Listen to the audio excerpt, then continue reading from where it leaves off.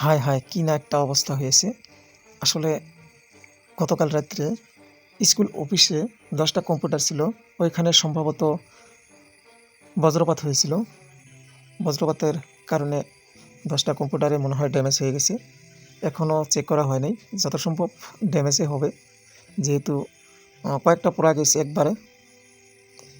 তো এই যে অবস্থা দেখেন, সবগুলো তো মানে কালো কালো হয়ে গেছে।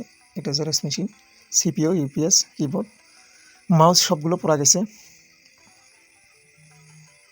সঙ্গে থাকবেন, আমি লাহে লাহে সব কিছু দেখানোর চেষ্টা করছি। এই যে সোলারের ব্যাটারি, এগুলো এই রুমে আসছিল। সব কম্পিউটারগুলো দেখেন, এই বিল্ডিংটা একদম ক্লিন, রং করা একদম চকচকা ফকফকা ছিল।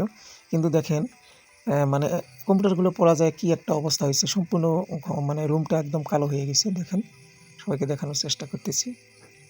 এতটাই মানে অবস্থা খারাপ হয়েছে।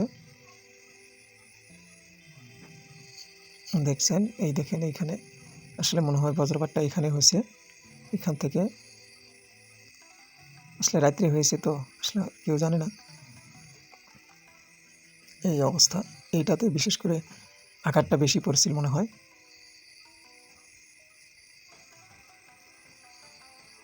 এই যে সোলার, ওই গাছটা আছে, গাছটাও